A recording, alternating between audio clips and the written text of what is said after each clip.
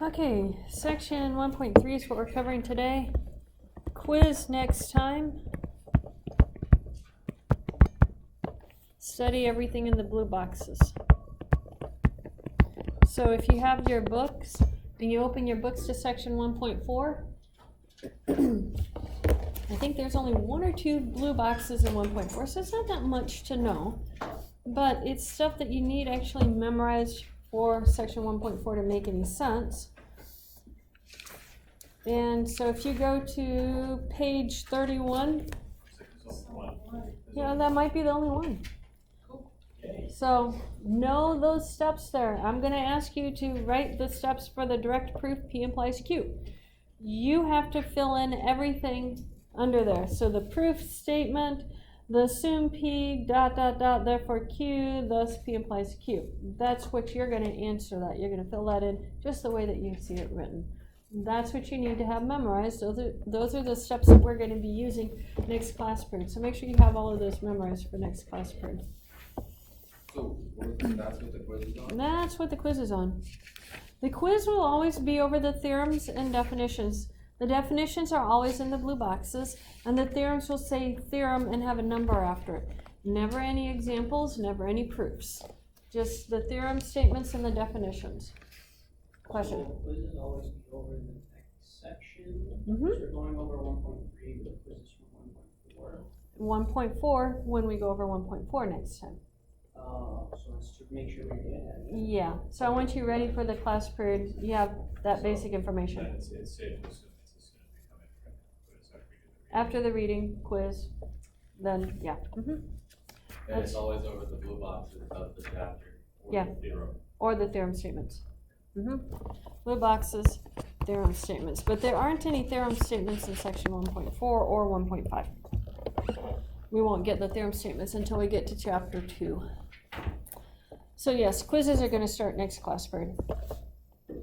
And you'll only have 1 quiz next week because we're taking 2 class periods next week for section 1.4. I believe that's what the syllabus says. Well, I don't have the syllabus in here. You can look at it and see. I think it says 1.4A and 1.4B. Yeah, so quiz on Tuesday, and that will be the only quiz that we have. And then we'll have some of the homework due on Thursday, and then the rest of it will be due the following Tuesday. So the homework is broken up, and I'll explain it when we get to it, how we're doing it. 4 is due on Tuesday. Yes, but you're going to turn it in twice. Okay. Yes, and it's going to change from what is currently on eClass, so don't try and get too much of a head start on it.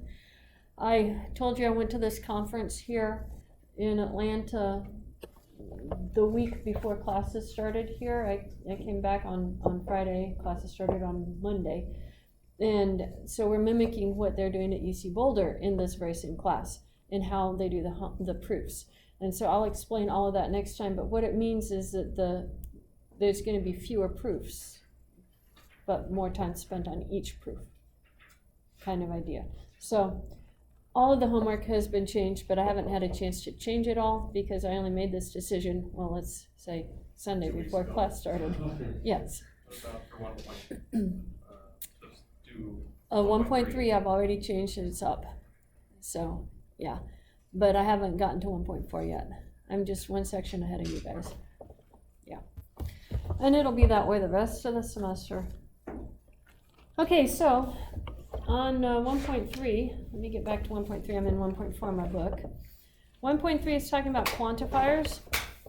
We have 2 of them. There exists in a for all. Well, there are 3 of them. There exists for all and a unique. There exists a unique element. So our first definition, and this is not the definition that you're going to put down here for the very first one. It says a sentence which contains variables is called an open sentence or predicate and becomes a proposition only when its variables are assigned specific values. So if it contains variables, it's an open sentence or predicate. I like blue better. And it becomes a proposition only when its variables are assigned specific values. Note that when P is an open sentence with variables x1 to xn, we can denote the sentence, the particular one that we're talking about, by plugging in values for x1 to xn, and we use a p in front of it. And you'll see that as we do some examples. The collection of objects that may be substituted to make an open sentence a true proposition is called the truth set of the sentence. Here you go. Is called the truth set of the sentence. The universe of discourse is a set of objects available for consideration for the truth set of the sentence. Then the first definition on your paper is, with a universe specified, two open sentences are equivalent if and only if they have the same truth set. So that is the first question on your classwork. State the definition of equivalence of two open sentences.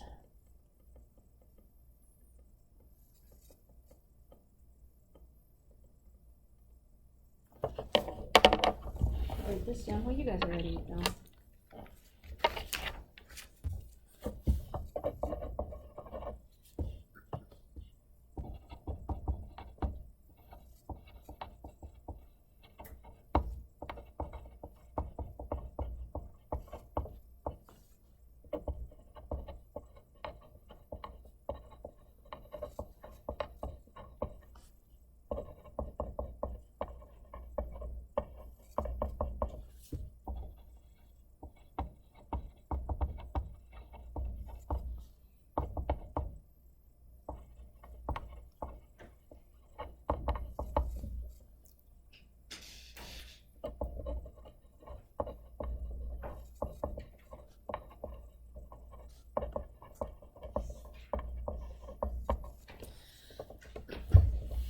Okay, so they're equivalent if and only if they have the same truth set. Did we all get that written down?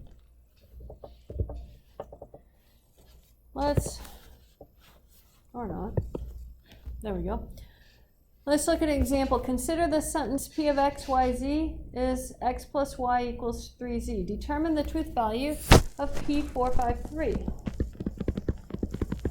That means that x is 4, y is 5, and z is 3. So if I plug it in, I'm going to have 4 plus 5 equals 3 times 3. Is that true or false? True. So P453 is a true sentence. Determine the truth value, P of 1, 2, and 4. So we're going to have 1 plus 2 equals 3 times 4. True or false? False. Okay. So plug in values on this case to determine if it's true or false. This one is not actually something we want to solve because we have three variables in it. So finding all the truth values of it is an infinite problem. You have to write it as lines. So we're not going to worry about trying to find all the truth values for that one. But if they give you specific values, just plug them in, check and see if they're true or false. Find the truth set of the sentence P of x is x squared is less than 5. When the universe is, okay, we need to talk symbols here. This capital bold-faced N, natural numbers. And natural numbers start at 1.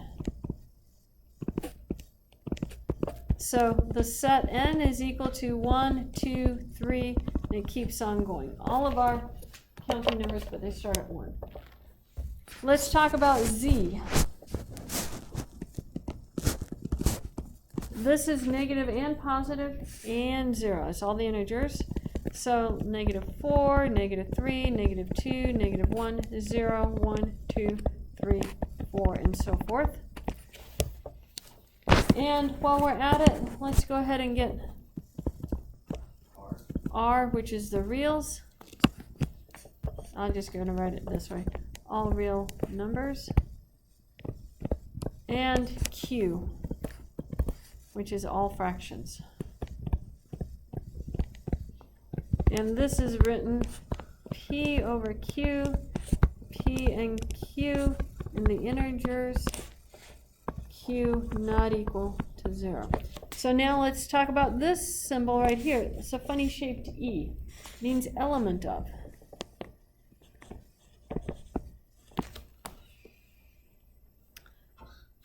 And I just introduced set notation. We're going to get used to that set notation later on. Just remember Q is a set of all fractions. And we'll be good. Set of all fractions. Okay, so let's look at part A. In the natural numbers, our statement is P of x, x squared is less than 5. So which natural numbers have a square less than 5?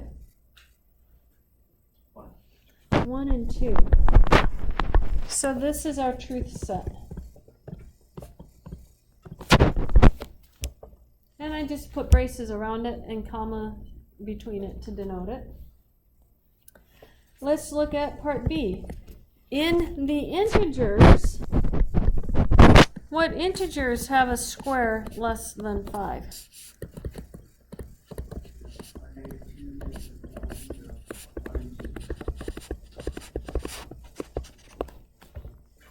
Notice the truth set changed when we changed our universe. That happens.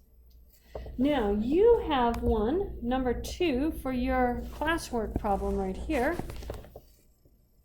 Your universe is the reals. Question? Do we have the right truth set every time, or can we just put the brackets? You can just put the brackets around it. Mhm. On yours, for part C, you have an interval. Do you guys know how to express things in an interval form? Interval notation. Interval notation, yeah.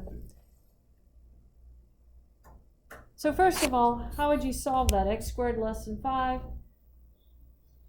Negative square root of 5. So you can express it that way, or you can express it this way.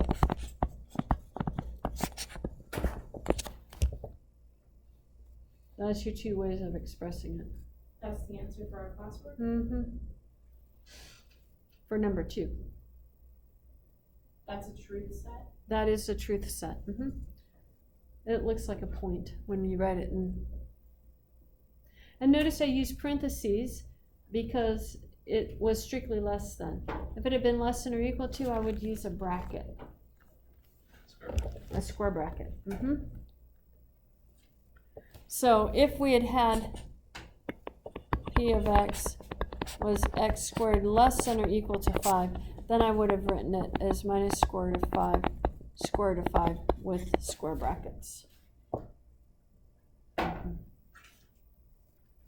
at the top part you have less than or equal to x, right? Yeah, that's, oh yeah, And, negative square root of 5 less than or equal to x less than or equal to square root of 5. Yeah. I guess what I'm having trouble with is like on A and B, we had these brackets of, They're just certain values. okay. And on C, it's an entire interval. Okay, I get it, sorry. Yeah. I get it now. So, yeah, we have to have a different way of writing the notation for it.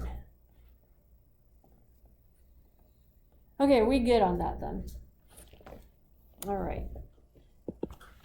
Let's look at another example. Determine if the sentences 3x plus 2 equals 20 and x equal to 6 are equivalent in any number system. So let's look at 3x plus 2 equal to 20 and let's solve it. Because I need to get to an x equals to know if they're equivalent. So if you solve this, you're going to subtract your 2. And you have 3x equals what? 18? And then x is equal to 6. Those are the same, right? So they are equivalent sentences. They have the same truth set. How do you spell equivalent? E-Q-U. There we go. Sentences. Question? That's under any number system, is that like universes? Is that what you're saying? The universe is all real numbers. Mm-hmm. Mm-hmm. Yeah, irrespective of yeah. Mm-hmm. On all of them, when I solve this, I still get x equals to 6. I'm not getting any pi or anything like that. Yeah. Mm-hmm. Which means now you guys have your next classwork problem, which is number 3. I think you guys can do that one. So I'm just gonna write the answers down here while you do that.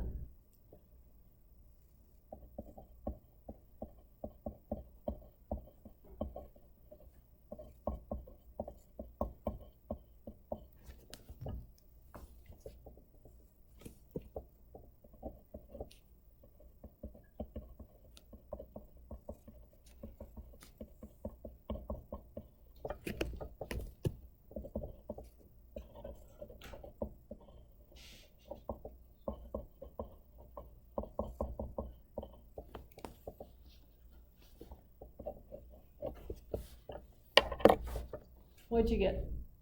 Not. Why? You have plus or minus 2. Yep. So these are not equivalent open sentences because of the plus or minus 2 on it. Now we're going to talk about quantifiers. This is called the existential quantifier. Existential has the term exist in it. So you know existential goes with exist. For an open sentence P of X, this capital backwards E says there exists. So there exists an X such that P of X is the sentence right there. Or for some X, P of X. The sentence there exists X, P of X is true if and only if the truth set of P of X is non-empty. If you can find something for which it's true, then it works. Glasses are a pain. I can't see close up, but I can't see far away either if I don't have them on. So better be able to tell if you guys have questions than if I can actually read this. The symbol there exists is called the existential quantifier. An open sentence P of X does not have a truth value, but the quantified sentence there exists an X, P of X does. It either has an X for which it works or it does not have an X for which it works. So there exists an X, P of X is either true or it's false. One way to show that there exists an X, P of X is true is to identify an object in the universe so that the proposition P of A is true. And that's going to be how we're going to be proving that when we start talking about writing proofs in a little bit. To show it's false, you have to show that the truth set is empty, or you have to show that it cannot be satisfied no matter what value you plug in. And that's what we're going to come back to. So, here's a question. How would you verify that the sentence, there is a prime number between 5060 and 5090, is true over the natural numbers? Show that one. You could, yeah. Find a prime number between those two.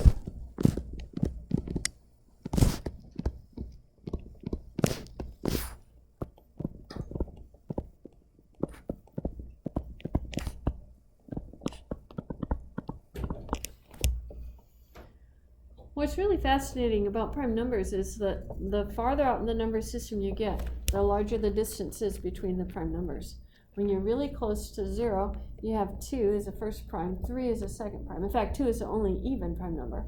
3 is the second prime, 5, 7, which leads you to believe that 9 would be prime, but no, 9 isn't. 11 is prime, 13 is prime, 17, 19, 21 is not, 23 is, 25 is not, 27 is not, 29 is, and then they start spacing out. When you think about it, get up into the 80s. 81 is not prime. 83 probably is prime. 85 is not. 87 is not. It's divisible by 3.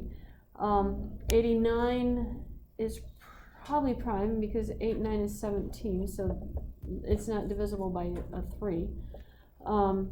So they get farther apart, and now determine the truth values of the statements for the universe are: there exists an X such that X squared equals a negative 1. True or false? False. Not in the real numbers. There exists an X such that X squared equals 0. True. And what value would that be? Now you have number 4.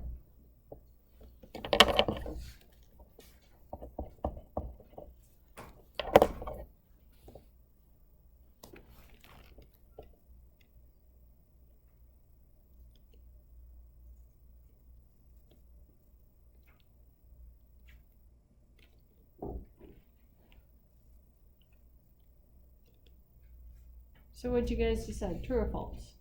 True. Any value bigger than or equal to 3 in the real numbers works. So yes, that one is true. All we have to say is true, we don't have to say. You don't have to say why. Well, if you were going to say why, you could say x equals, and pick a number. Yeah, x equal to 4 works. Yeah. Now this one says, show that the statement is true in the universe of real numbers.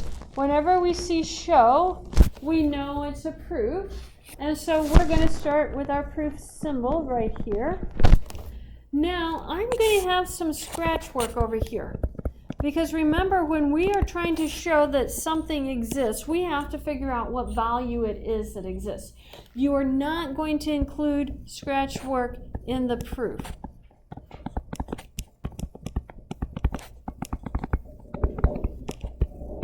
Ever. Scratch work doesn't go in proofs. Minimal mathematics goes in proofs. This is we do out on our own, and then we go write our proof. So there exists an x such that x squared plus 2x plus 1 equals 0. Well, let's go ahead and solve it. How do I solve x squared plus 2x plus 1 equal to 0? Factor. Factor our quadratic formula. So let's factor. I heard someone say x plus 1, x plus 1, okay, x plus 1 squared. So you said x plus 1 equal to 0. If x plus 1 equals 0, what is x equal to? Negative 1. So there's our scratch work. And now when we're writing the proof, we're just going to say now, and I'm just going to plug it in here. X equal negative 1 solves the equation. Since, and I just plug it in.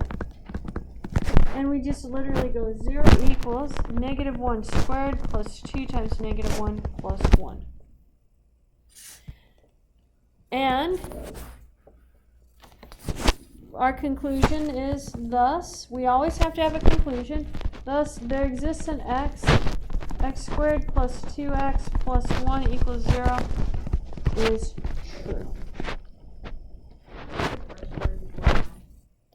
It's a proof symbol, PF and 2 lines. It's not a word. You can write proof if you want. You just have to have someplace to begin your proof. Is that something that is going to be in LaTeX? Yes, when you go into your LaTeX thing, just do \begin proof, and then you type your proof, and then you have a \end proof. And it will put the symbols on there.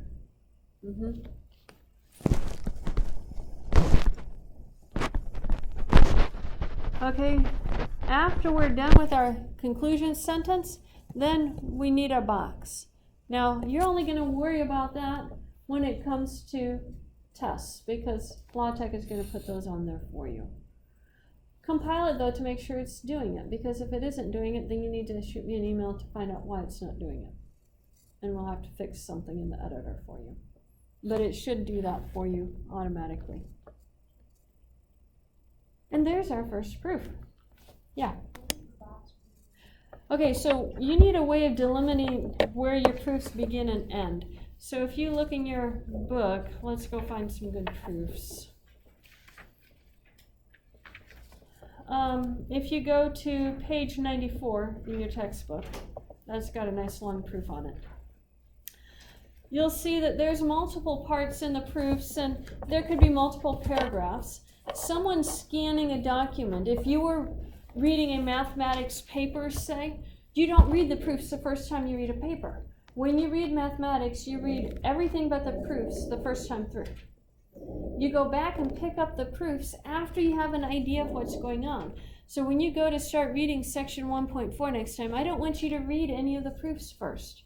I want you to read through and get the idea of what they're doing. Then you're going to go back and you're going to read the theorem statement and the proof that goes with that theorem statement. And you're going to figure out what that proof is saying. You need to know where the proof begins and ends, so you know where it is, to skip it the first time you read it, and then to read it only the second time you go through. This delimitates the proof. That's why people do that. It's purely because of how you read mathematics. If you don't read mathematics that way, you spend a lot more time trying to figure out what's going on. Often, a reason for something will become more clear after you have finished reading the overview of the entire section on it. If you're stumped on something in mathematics, skip it, continue reading beyond it. They will explain it later on, and then you come back and go, oh, that makes so much sense now. It's not always linearly in order that you need to read it like a history book or something like that. That's linear, but math is not always linear. Okay, so let's continue. That, by the way, was everything dealing with existential. Yeah. You're gonna do classwork? Do what, huh? Classwork. Oh yeah, I forgot the classwork. Yes, you guys have classwork. This is number 5. I'm so glad you saw that there, Chris. So this is a proof. Don't forget your little proof symbol. And you can do your scratch work someplace else. You can draw a little line on the edge and do it on the edge if you want. Or you can do it in your head.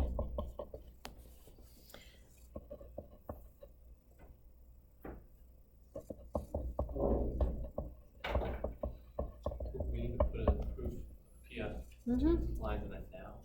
Yep. You can word it just the same way, just don't use the same number or the same equation.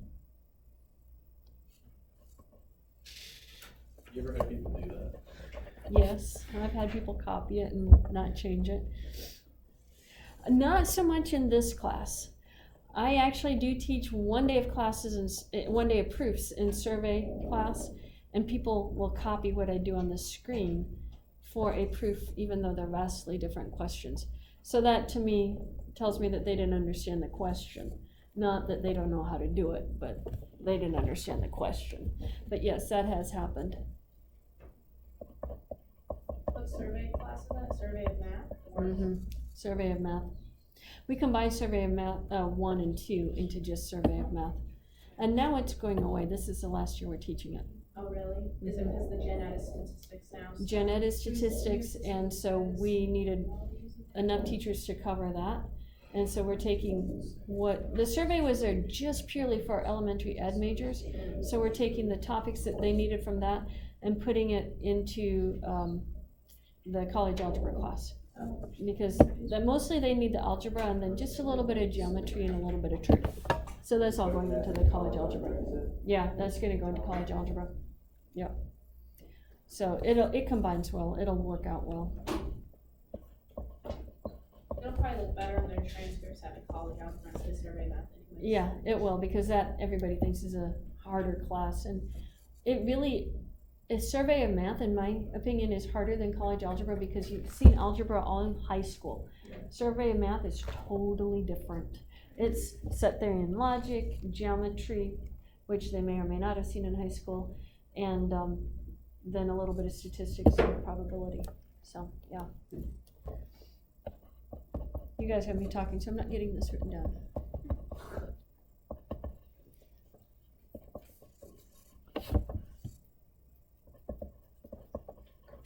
Now, when you wrote your last sentence, you did say in the natural numbers instead of in the real numbers, right? Yes, very good. And you got your little box on there. Okay, now we are going to continue. Everybody did finish that one, right? Very good. First proof done. Yay. It's always exciting. Many more to go. Definition: for an open sentence P of X, a sentence for all X P of X, this upside down A in LaTeX is / for all. I should have told you the there exists symbol in LaTeX is / exists. Those are the LaTeX shortcuts. So for all X, P of X is read for all X, P of X, and is true if and only if the truth set of P of X is the entire universe. It has to work for every X in there. The symbol, upside down capital A, is called the universal quantifier. Your last homework problem in here has a riddle. If you haven't figured out that there's an answer section in the back of the book, it's a good time to figure it out on the last homework problem. It's actually very cute. I couldn't help myself. I had to sign it. So you'll notice it's a play on for all and there exists. It's kind of fun. So let's use for all. Determine which of the following is true for the universe of all real numbers. For all x, x plus 2 is bigger than x. True or false? True. If you add a positive value, it's going to be bigger than not adding anything. So this is true. For all x, x is greater than 0, or x equals to 0, or x is less than 0. Are there any other options for your real numbers? No. This is our trichotomy law, so this is true. For all x, x is greater than or equal to 3. False. What is a value that's not bigger than or equal to 3? 1, 2, negative 5, 0. We just have to give an example of one that fails. So what do you guys want to vote for? 2.5. 2.5. Sorry. 2.5 is not greater than or equal to 3. You wanted something non-integer. If we were writing an explanation on LaTeX, is there a symbol for the slash over the not greater than? There is, and I don't remember what it is. You click on the thing on the side. Yeah, it has all of them. What you need to put. Yeah, and if you hover over it, it gives you a list of options for it. And there's a way to negate it with just, but I can't remember what it is. There's just a keystroke and then you use the other one. And I don't know what the keystroke is to put before it to negate it. Is it not? I don't remember. That might be what it is. There's something to be like slash not slash. That might be what it is, yeah. And then it puts the negation on it. Classwork, this one is number 6.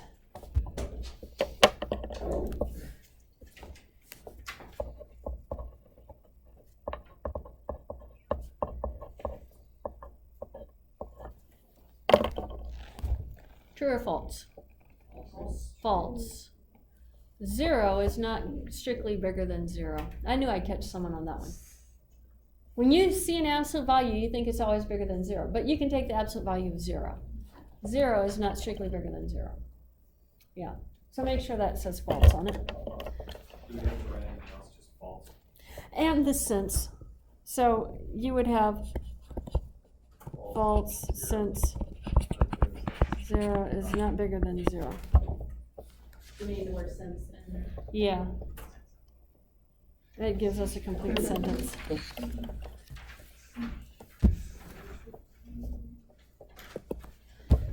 Okay, some notation. In general, a sentence of the form all p of x are q of x should be symbolized for all x if p of x then q of x. That's going to be the form for that sentence. By the way, this slide you are going to need to know. This is important information. We're going to come back to this often. So put this someplace in your notes where you can find it. Write it in the front cover of your book, something like that. This is verbiage that we need to understand. Do you have a question there, Kelsey? No? Okay. Yeah, write this someplace. For all x, all p r q is substituted for all x if p of x then q of x. Same thing. Some p r q is there exists an x, p of x, and q of x. So you need both of those written someplace so you have access to them. Can you keep that slide up there? Yeah. More than a minute. More than a minute? Okay, time is starting. Wait.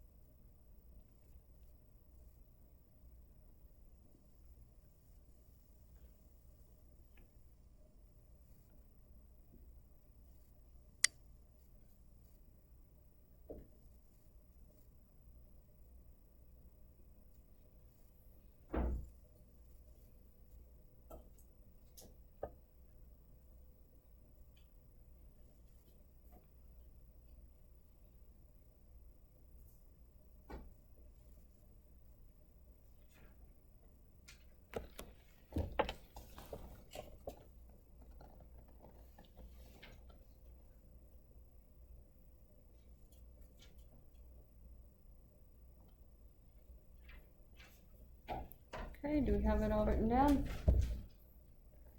So let's look at some examples then. Write the sentence, all large red apples have spots. Is this the first or the second that we have up here?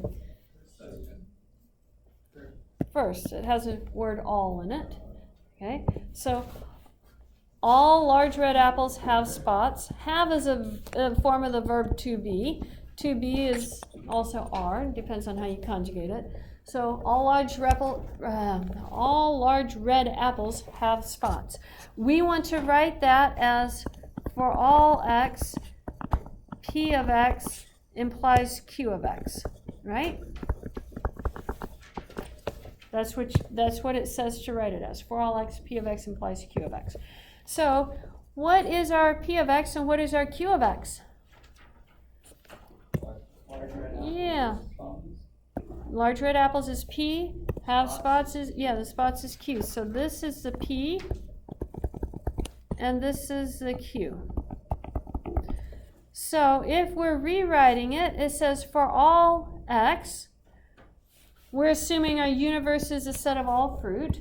So for all fruit X, not a capital if X is a large red apple, then X has spots.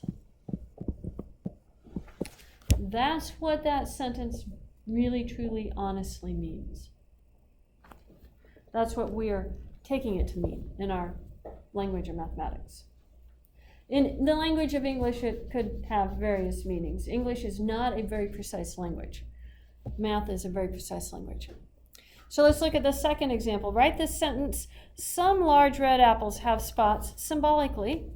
This is some, so that means there exists an x, p of x, and q of x, right? That's what it says, p of x and q of x, for the sum. This large red apples is still going to be our p of x, and the spots is still the q of x. There exists an x, and we're assuming we're still in the set of all fruit. So there exists an x in the set of all fruit. And then to get to, I'm going to use such that, that's kind of just a segue phrase, such that p of x and q of x, such that x is a large red apple,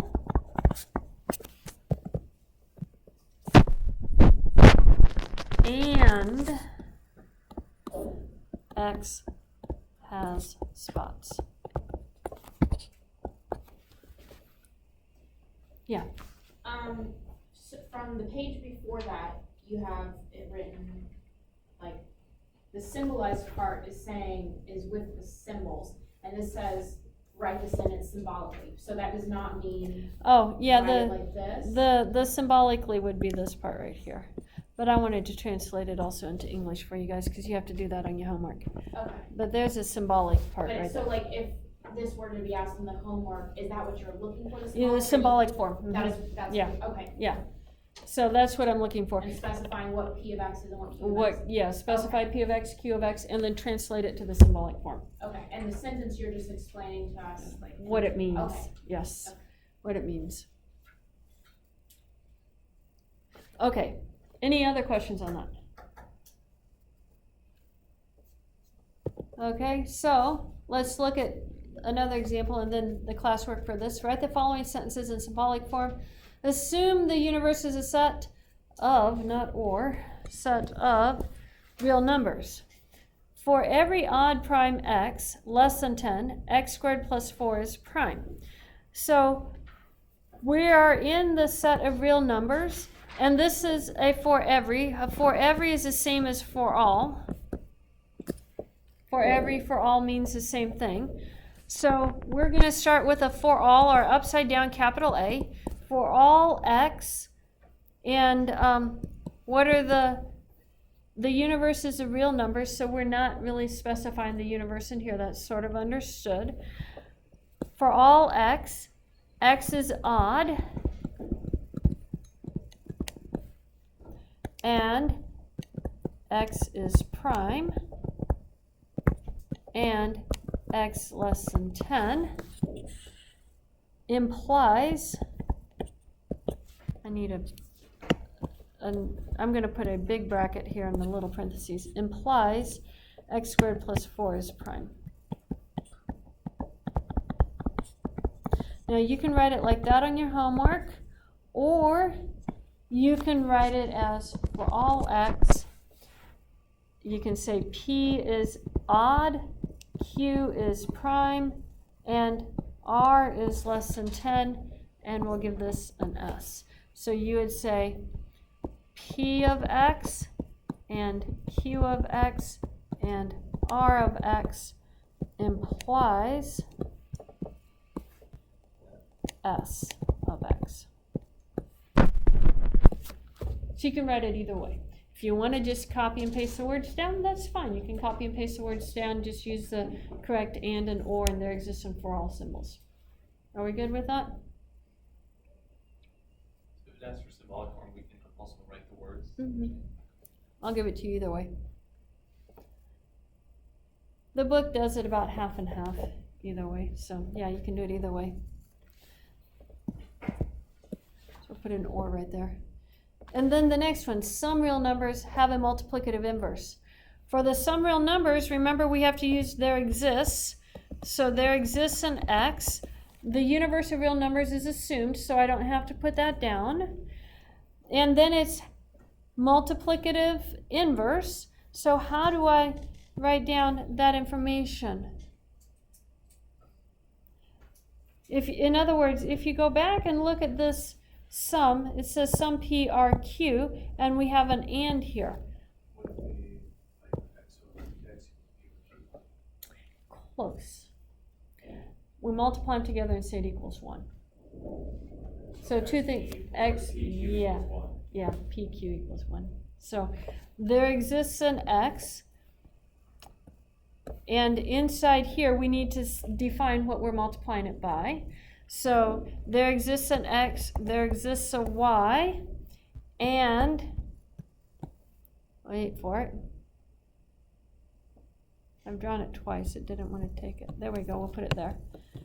And x times y equals 1. Or if you wanted it a p, you said p, so we'll put a p here. There exists a p, and x times p equals to 1.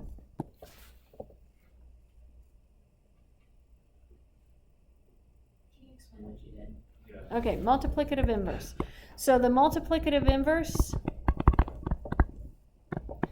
of x is the number y, or in this case p, such that p times x or x times p, doesn't matter the order, multiplies together to give you 1. The multiplicative inverse of 2 is 1/2. The multiplicative inverse of 3 is 1/3. The multiplicative inverse of 4/5 is 5/4.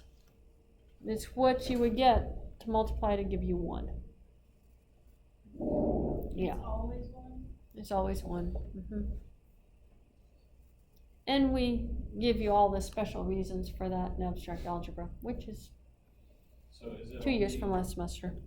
Is it only, you only have p up there because it just says some real numbers, you don't have anything else here? The sum real numbers is right here. Yeah, The multiplicative inverse, I have to tell you what that variable is in order to plug it into the formula. oh, okay, So I have to say, okay, there exists a p.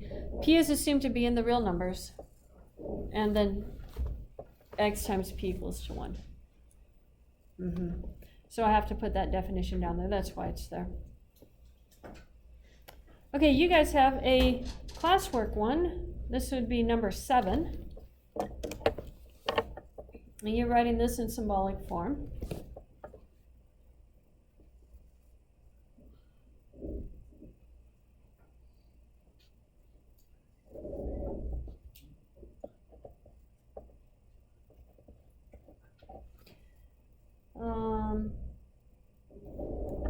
help you with 7a because I didn't tell you how to change it when the universe is the real numbers.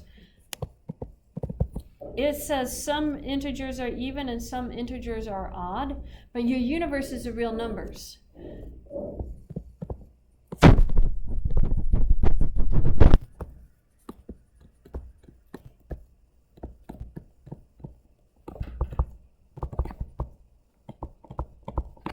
So what we're going to do is say there exists an x. X is in the real numbers. It says some, so we're going to have there exists, and we have an and symbol inside. So there exists an x. X is in the integers. I better write that not in symbols yet. X in z. And x is even, right? Now that takes care of this first part. Some integers are even, some integers are odd, and I have an and right here. Move this over.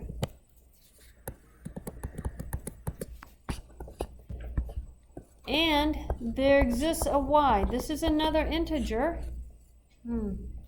Running out of room, so I'm going to erase these inverses.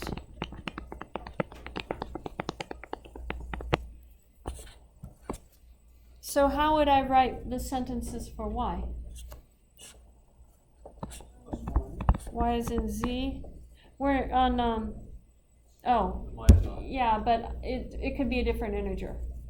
So we just give it a different name. We don't have to call it x plus 1. But x plus 1 would give you an odd integer, but it doesn't have to be tied to x. Okay. So just give it a different name. Y is Z and Y is odd. Yeah. And there you go.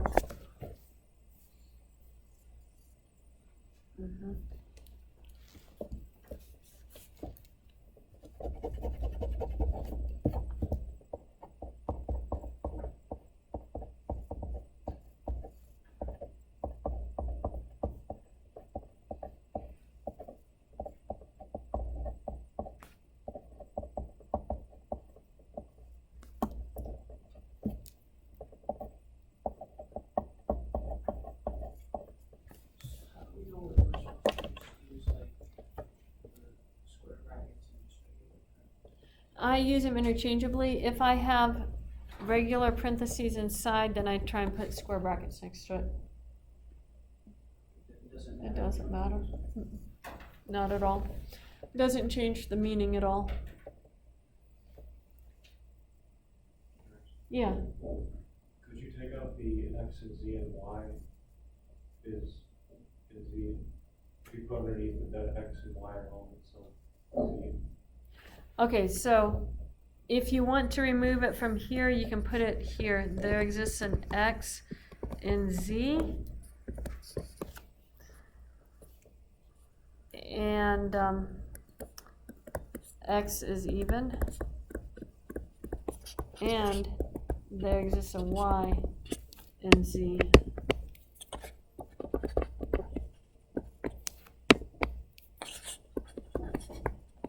Y is odd. So is that the correct answer? Either one is correct. You can put that definition either out in front with it or inside. It can go either place. Is the Z and the R both real numbers? Z is integers, R is real numbers. So when it says VR? No, because it says some integers are even and some integers are odd, but it specifies the universe is equal to R. So down here I'm saying there exists a real x, x is in the integers, and x is even. The integers are a subset of the real numbers. So I can have it that way. Or I can go straight to defining where I'm living. Yeah. But I wouldn't put R there because it says integers right here. What's the in symbol? It looks like a lowercase t and a curly e. Oh, let me be a little bit careful in how I write that. element of.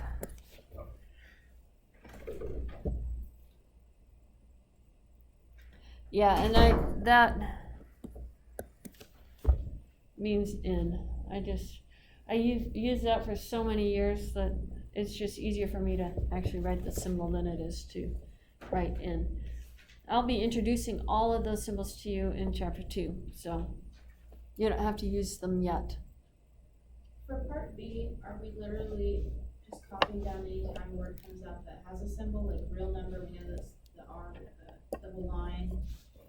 Yeah, okay, so for 7b, you would have the real number x is rational, so there exists, oh, yeah. So it's doing it that other way.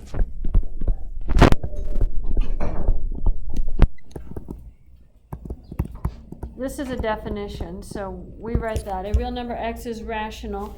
If and only if is our double arrow.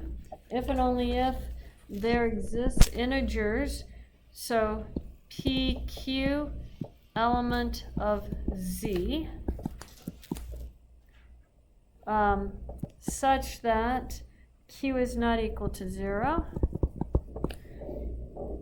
and X equals to P over Q. So we have to write that first part. You have to write that Real first number part. X. Is rational, yeah. Unless we labeled it as like, you said this is P and then P. Yeah, if you had labeled and tell me what each one of those is, then yeah, you wouldn't have to do that. You have to label every single part then if you do that? Yes, Is this the answer to that? yes. Would you have 4 whole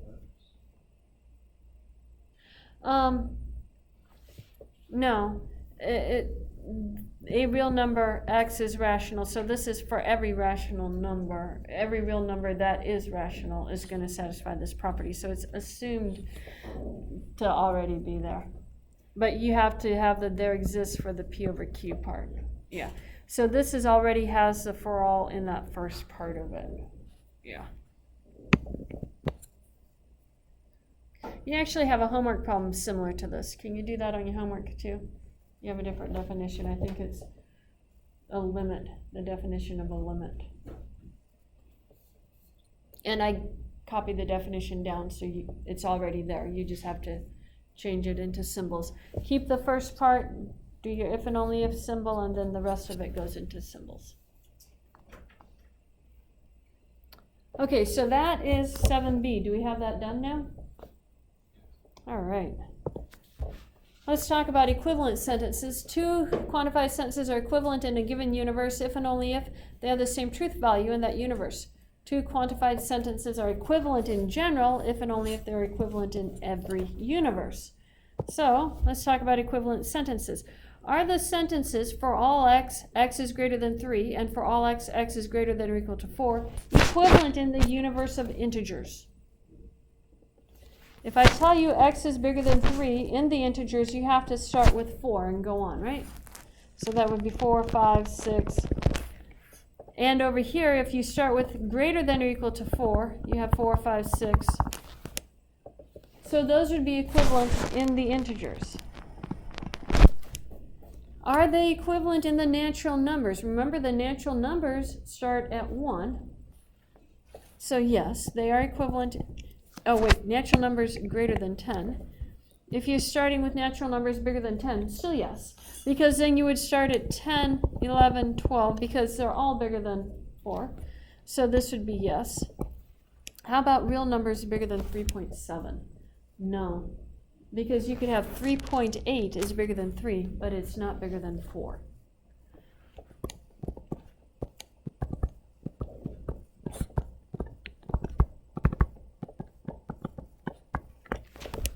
So those are not equivalent. In general, are quantified sentences equivalent? No, because I gave you an example up here where they're not. So no. Yeah, they're not always equivalent. Some are, but not all of them. And if they aren't all equivalent, then you can't say in general quantified sentences are equivalent. So Are now, we supposed to go through integers, are we supposed to go through a list of things, like for number 8, class four? yeah, for number 8, you're trying to determine if that is equivalent no matter what you're talking about. So remember on your number 8, remember from last time I told you that P and Q is equivalent to Q and P. You can change the order. So yes, those ones are equivalent. Like, they are equivalent. Mm-hmm.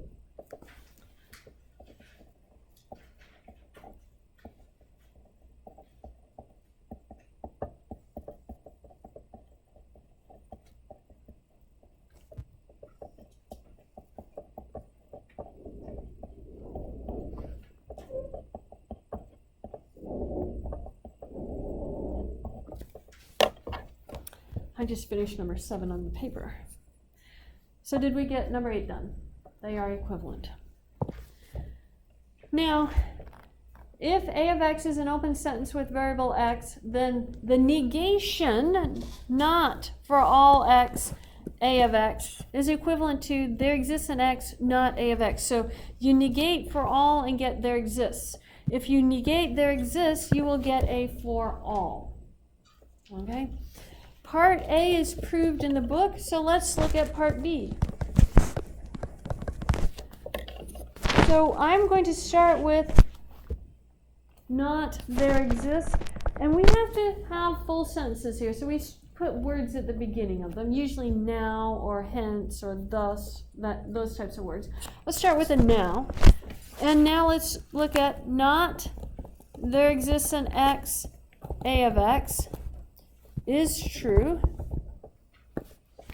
if and only if, and I'm going to have a whole bunch of these if and only ifs lined up. If not for all, not there exists an x, A of x is true, that means that there exists an x, A of x is false, because you have to negate a false to get a true. Does that make sense? So there exists x, A of x is false in the universe U.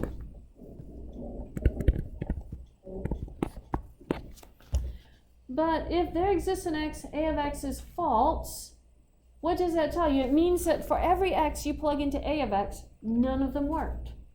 Otherwise, there exists would be true. There exists means it works for at least one of them. I'm saying there exists returns a false statement, so that means it fails for all of them.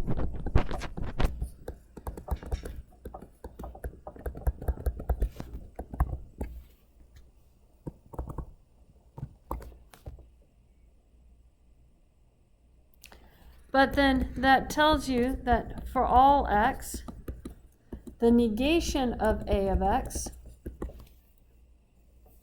is true. If for all x, A of x returns a false statement, then for all x, the negation of A of x should return a true statement. If A of x is false for x in there, then the negation of A of x has to be true for every x in there. Okay? That is exactly what I was trying to show. Thus, not there exists an x, A of x is equivalent, has the same truth value, equivalent to, because I ended up with a true here, I started with a true there, that's the same truth set, is equivalent to, for all x, not A of x. And we're done.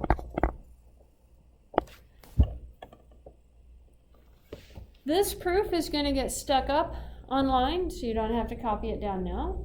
Just know that it's there. But that was our first introduction to a slightly longer proof. They will get longer before we're done. So, give a denial of this statement using our previous theorem. For all x,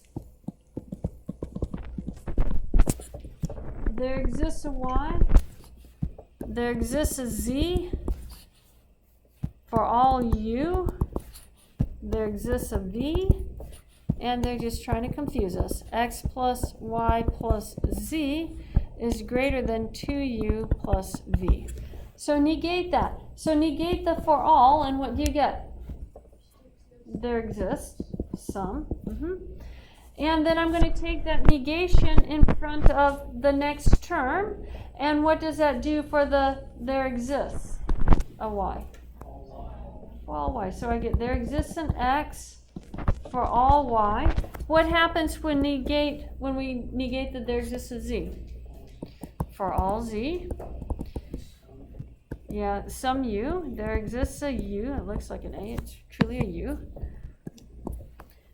And then what happens? All v.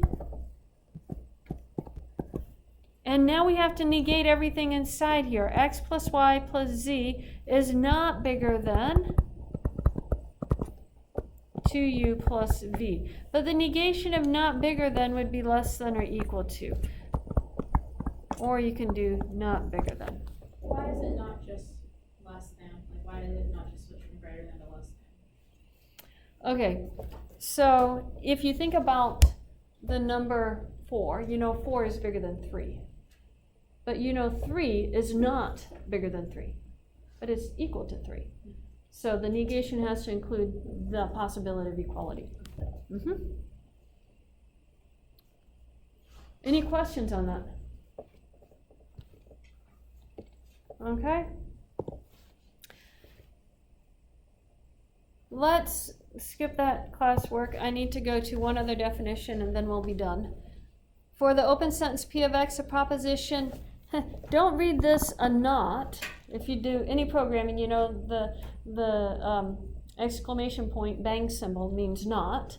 But in this class, it means unique. So there exists a unique X such that P of X is true. That means that there is only one element for which it works. If you're trying to understand what that means, there exists a unique X such that A of X is true means that there exists an X so that it's true. One exists, and there is only one. So this is the exist part. This is the unique part. Let me show you why this means unique. It says for all y and for all z, if A of y is true and A of z is true, then you know y equals to z. If you know two different values make it work, those two values have to be the same. That's how we're going to prove uniqueness the whole rest of your life. Whenever you try and show something is unique, you're going to assume two of them work and show that they're equal to each other. That's what uniqueness is doing here. Not your last homework problem, but I believe your second to last homework problem is going to use this uniqueness. There exists a unique value. And they're going to ask you to try and negate it, give a denial of it. But they're going to give you options, and you just have to tell me which one is the correct option for the denial of it. So see if you can piece through that to understand that. And then also, quizzes start next time over the blue boxes in section 1.4. And there's only one of them, so you only have to memorize one of them. Blue boxes being the definitions? The definitions. And in general, it'll be definitions and theorems, but theorems don't start till chapter 2. Did we not have to do number 9 then? No, we're skipping number 9. I mean, well, let's do it really quick. We'll do it together. Every positive real number has a multiplicative inverse. So what's the negation of that? There exists a positive real number which has no multiplicative inverse. Yeah, so just write that down. I'm sorry, what are we writing? Okay. To negate the for every, you have to write there exists. There exists a positive real number that has no multiplicative inverse.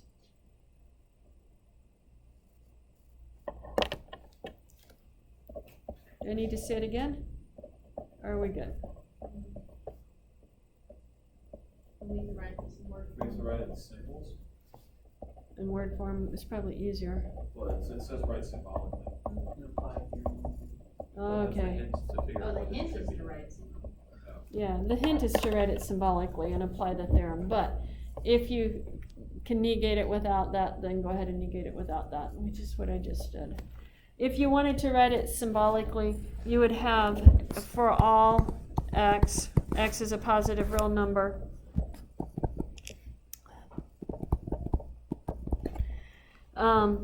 implies x has a multiplicative inverse. And then if you negate that, the negation of that becomes there exists an x. And if you negate the implication, you get p and not q from last class period. So p would be x is in the reals,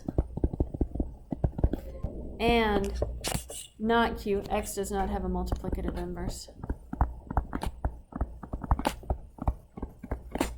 Which is what we've done just in our heads. Yes, that's exactly what we just did in our heads. So if you want to do it symbolically, that's how you do it symbolically. That one is easier in your heads. Bye. You have to go to work. We are done, guys. Are there boxes that would like these up in? No, the grader is going to be giving them to me and I'm going to be giving them to you. But the grader just found out he's grading for this class. No, it's fine, I just wanna make sure they weren't putting somewhere in my. No, I will be returning these to you guys in class. There's no boxes for this class. Thanks. Make sure your names are on it. You're welcome. Is it okay to go ahead and homework, or do you plan on switching things? They will get shorter. So if you start now, you'll be doing more than is actually going to be on the homework. Okay, okay. And the reason for that is because I went to this conference and I'm mimicking how Right. someone taught it at UC Boulder. And so the homework gets smaller, but you revisit it more often. Well, the reason I ask is because my Tuesday night and Wednesday nights are really crazy, and so if I can do them on Sundays, I was going to try. But if I need to wait, that's okay. I'm gonna start getting a little bit more ahead of you, and so you're gonna be able to start doing that. Okay. Yeah. When you're doing these, like the integer in x, So some integers are even. That's the very first part right there. So there exists an x, x is in the integers and okay. and then some integers are odd. There exists a y, y is an integer and y is odd. And then that a comes down like that. Gotcha. Explain that part here. Okay, so to be able to say there are integers p and q, that's this right here. There exists p and q in the integers, Okay. such that q is not equal to 0 and x equals p over q. Okay, because usually this has like an x next to it and it's in brackets. Yeah. But this. But that's because they define it right there, so we Okay. use a p and q. Okay. And I could put there exists a p in the integers, and then there exists a q in integers. I Oh, you could can split it separate up. it up. Mhm. Okay. Or you combine it together either way. Is that the correct method of proving number 5? Yeah. Mm-hmm. Okay. And the box, does it go underneath or does it go over here? Just has to be someplace. There's has to be a box. Yeah, has to be Okay. found. Thank you. You're welcome. So just like anything like that works. For that one, I guess the Yeah, if you want to solve the equation since that. I meant to like separate Oh, the yeah. scratch and everything. Yeah, that works. That works really well. Keep that, right? Yeah, I keep that and grade it and give it back to you. Well, the grader grades it and then we give it back to you. Do you need a picture of it for the homework? Actually, yeah. So yes, by all means, take a picture. Probably not.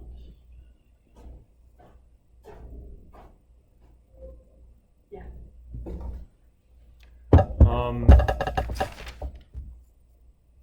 Eh. 10. I'm not. So, We write each other. following sentences using logical connectives. Name the, so if you were looking at that one, I'm gonna have this piece of scratch paper right here. I'll delete it in a minute.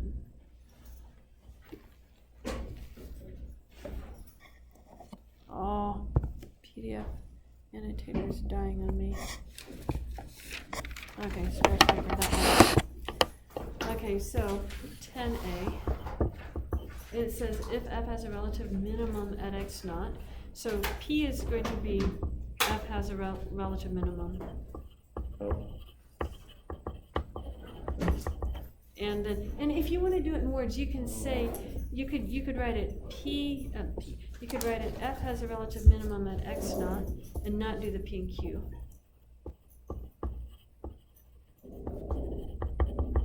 That's the first part, Mhm. and F is differentiable at X naught. So it's just wanting me to set each portion equal to P, Q, or R, and then write Yeah. out the logical And then statement. that implies F prime of X naught equals 0. That makes sense. So that's all you're doing, so P and Q implies R. Alright. Mhm. That's all we're doing on that one. Yeah, got that finished? Did you give me your, password, John? I did not, You did not, did you have a question on it? yes. Okay. What I was asking was earlier, is it okay to do that at the bottom or no? Okay, there exists, for all X, there exists P and Q, X equals P and Q, and Q is not equal to 0. Which is part of the, that's. Okay, X is in the reals is already assumed, Okay. and so you don't actually have to put that one, and P and Q in the naturals, The one reason, do we have to put it up here in the natural state? you could, if you're trying to not put it up here in the actual statement, I mean, I can't, I was just curious. you don't,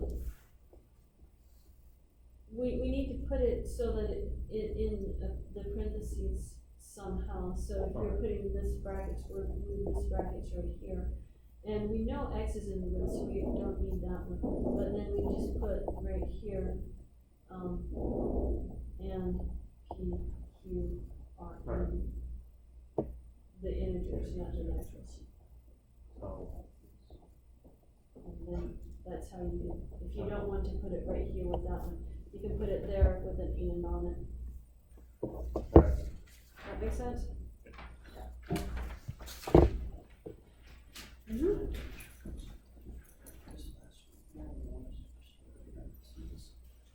you want me to just restore them and not have two here? No, Like, that's should I just redo it, or do I have like a period kind of separating where? Oh, so, yeah, so just hit return and then put it on the next one, so put 2 returns after the question, So like that. one more. Oh, no, yeah, that should be done, yeah, and then one more, and then when it compiles it, it'll actually put it down there on the next one, so you can see the answers. So, because that's what I tried to do with. Space between. Yeah, it has to be 2 lines, and then it will work. So then you will see my. Yeah. Now, I just wanna make sure for this one, it says 5 is greater than or equal to, no, it's denial. So 5 is less than 3 would bring it to denial. Okay. And then for the one that says M is odd or 1 to 1, it would just be M is not odd and not 1 to 1. Or not. Or not, okay. Yeah, the and That's- becomes I a thought or. about that. Yeah. So is not odd or 1 to 1 or not or not? It is not odd or not 1 to 1.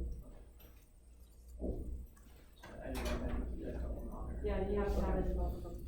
I'm probably gonna come double check all this with you tomorrow. I'm gonna work on the one that was due today, tonight, so I can tomorrow. So you can ask hopefully me know about what that. I need help with on that one. Okay, perfect.